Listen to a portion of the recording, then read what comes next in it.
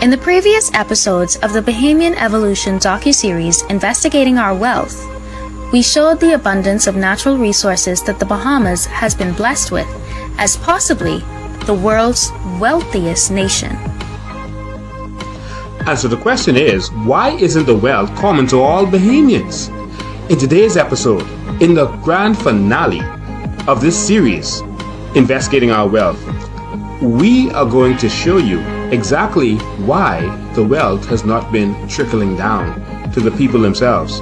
Why there's so much wealth out there in the Bahamas, but it's not actually matured. Ladies and gentlemen, you're going to hear from people in the industry themselves. You're going to hear from people in the aragonite industry, and you're going to hear from people in the salt industry. And what they have to say may surprise you. We may have been looking at the wrong people as the enemy. We may have been looking at the wrong people as the persons at fault for what's been going on.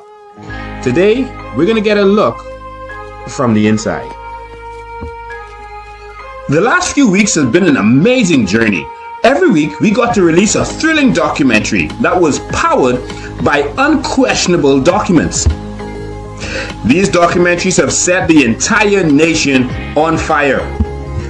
To be honest with you, we were prepared and ready for pushback from the industry because most business people don't like their secrets being revealed. But the truth was, we didn't get any pushback. There was total silence. No one in the industry questioned anything that we put forward, and it totally legitimized us. And then we had a press conference where we dropped a bomb. And after that press conference, the phone started ringing. People in the industry started calling. People who worked in the industry, people who were owners in the industry, people who had projects that they want to do. Everyone started calling us. And I don't know why. But we also got calls from persons in the aragonite industry, and we had some interesting conversation. We even got calls from staff members. So we're going to take a minute to let you hear some of what we learned. These guys even turned over the document, the dreaded document, the infamous document that the government has been hiding from you. And we're going to show you why they've been hiding this document from you in a moment. But first, we're going to introduce you to an amazing gentleman who is a professional in the industry, who has been in this industry for many, many years. His name is Craig Curry, and he is a sought-after professional in the aragonite industry. He worked the ships, he loaded the ships, he knows exactly how much aragonite was put on those ships because he put them there, frankly. And so you're going to hear from him about his experience at Ocean Key.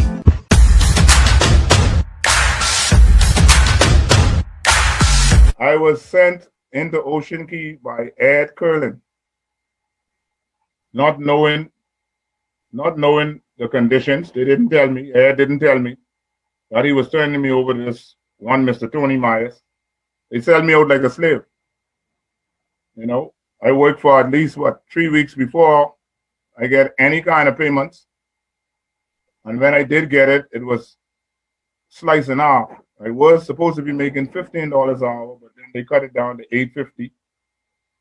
Away from home, and our agreement in the maritime law and with Ed, we had an agreement that once we go off 10 miles from Nassau, double time kick in.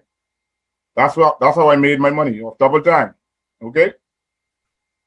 So these guys are owing me some $25,000-$30,000. You know. On Ocean Key, y'all work there. Did y'all live there? Yes. There was no way to get off the island. So you had a house in there. Yes. They had rooms. They had rooms. Each person to a room. Okay. Okay. It was, and y'all work shift? Did y'all work all around? No, we worked round the clock. Sometime in the night. Saturdays and Sunday. Okay. And this is what I experienced. This is how I know everything that you say is true. I am proof there. I am living proof. Tell me about Awa Key. Y'all did some dredging there too. What's that story? Okay. It was a little small project that started off from the government. You know, Ed was always in the hands of Hubert Ingram. Them two were good friends. Mm-hmm. And they would always find ways to make little contracts, you know, put little contracts for Ed, you know, to make sure he all right. So we have the water tug that comes in at our key. You know, the water port is there on our key, right? Water and sewage. Mm-hmm. That's where they bring in the water from Andres. Okay? And the water barge was having problem coming in because the mud and the moisture and thing that heap up, and it was touching bottom when it come in loaded, so we had to use Big Red and dredge it out. And we started with something just, you know, just dredging mud. It was just dredging mud until it becomes something spectacular. The guy came there from Atlantis and said, man, this is what I'm looking for, this is what I need, something like this. Not knowing it was what he wanted, and we dug over $2 million worth of mud. Wow. That's what I dig for Ed Curlin. Over $2 million worth, me and Trevor. You know? And I wouldn't like to tell you the amount of sand I dredged for Curlin, man. You know, we start out dredging right in the back of Paradise Island. And then they had a problem with the environmental health. And y'all was dredging in the back of Paradise Island? Yeah. And they had a problem with that. And they made Curlin move, and we had to go 17 miles off from shore. You know? Wow. So that means y'all didn't have a permit then? Man, Curlin do a lot of things without permit, man. Yeah, y'all dredged out to sea then, near Nassau. You can't see Nassau when we go to dredge. You can't see Nassau. We going heading to the Exuma Keys. Okay, so that's south. Okay. Yes, that's going heading out to Exuma Keys. Yeah, south. Okay. And, so what? Y'all find sandbanks out there? Yes, man. All of there's sand, brother.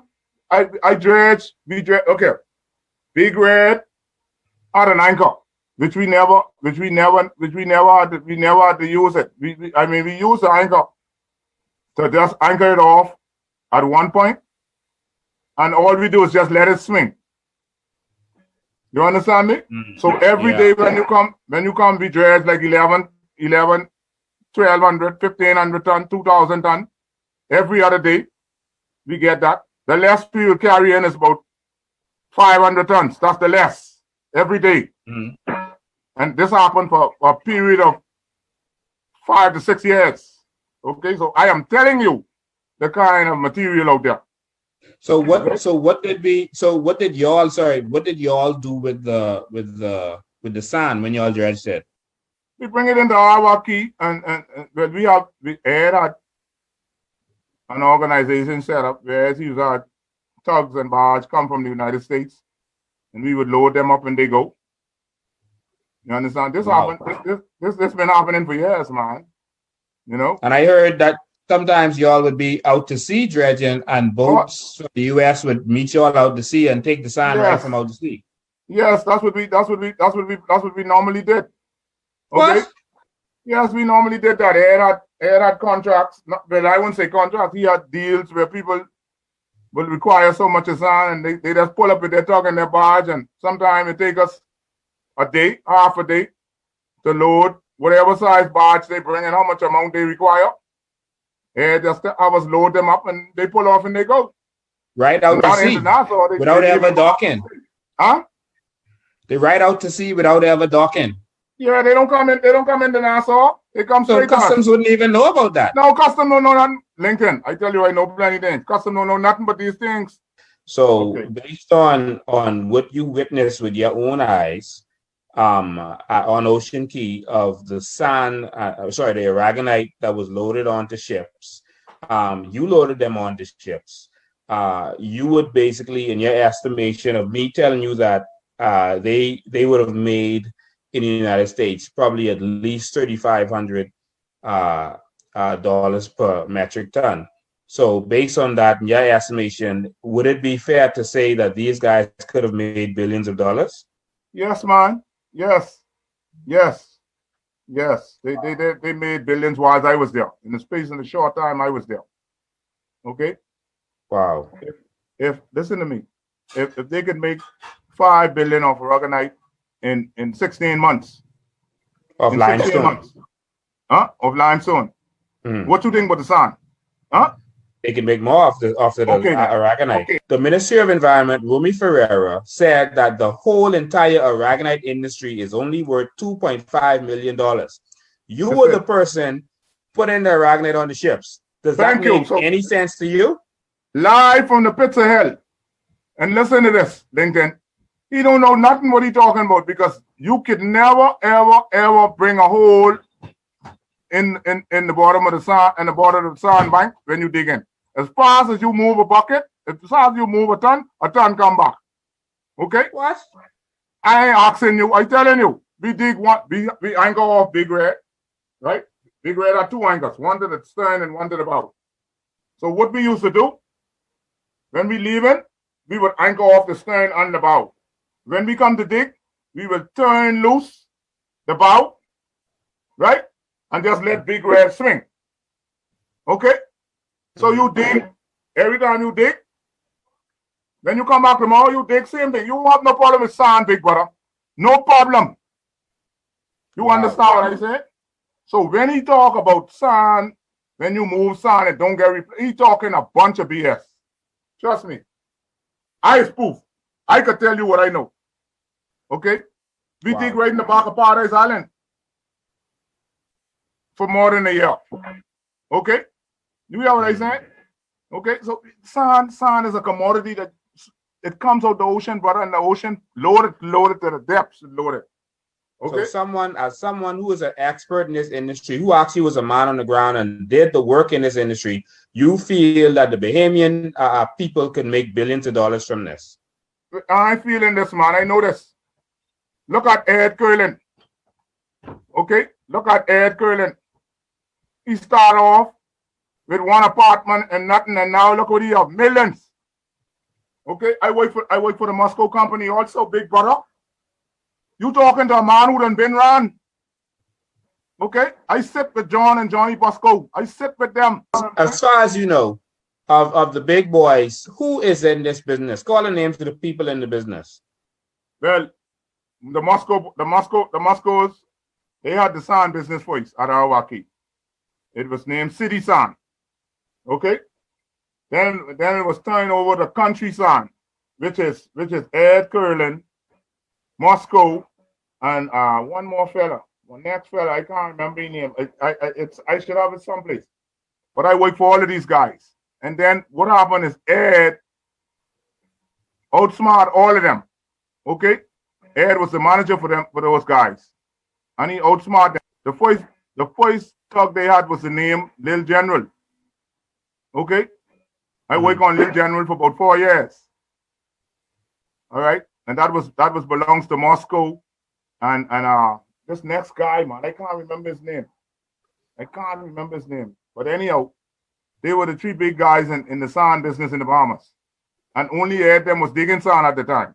As far as you're concerned, if we were to do a sovereign wealth fund and let this money go to the people of the Bahamas, the country would be in a good position. LinkedIn, if we look at the people them giving us back the 6 cents a ton from when Pinland was trying, I think Pinland was just trying to be nice. He didn't know what was going on. He just said, we have nice beaches and we have a lot of sand. You guys could take a bit of sand to get your beaches together. That's Bahamians. That's how we are. That's how we think. Okay? Okay, but we got outsmart from then till now.